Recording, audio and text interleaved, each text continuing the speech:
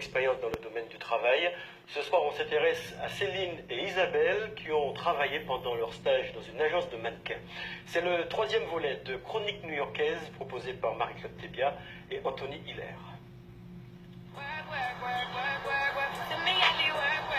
Le Felton Group, situé non loin de Times Square. Être stagiaire à New York, l'une des capitales de la mode, dans une agence de mannequins, encore un rêve exaucé pour deux jeunes Guyanaises. Elles sont en première année de BTS assistant de manager au lycée Félix Éboué. Cette entreprise recrute des mannequins, des comédiens, organise des Fashion Week. Céline et Isabelle apprennent le métier.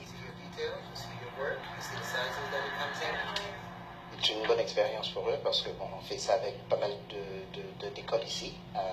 FIT, qui est l'école de fashion, nous envoie aussi des élèves.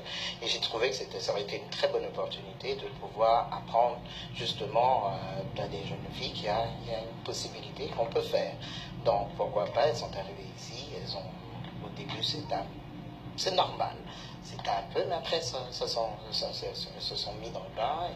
Céline et Isabelle ont casté près de 300 mannequins en un mois. En fonction de leur mensuration, de leur look, elles ont sélectionné des mannequins hommes et femmes. Ces derniers seront ensuite proposés aux stylistes new-yorkais. Il faut impérativement avoir l'œil pour faire les bons choix.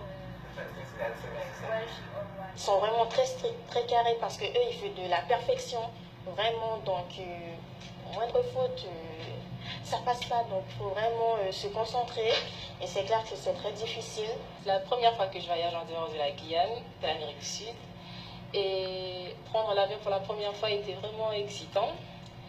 Venir ici, j'aurais jamais cru ça possible. Si on m'avait dit ça il y a un mois, j'allais rigoler et continuer ma route.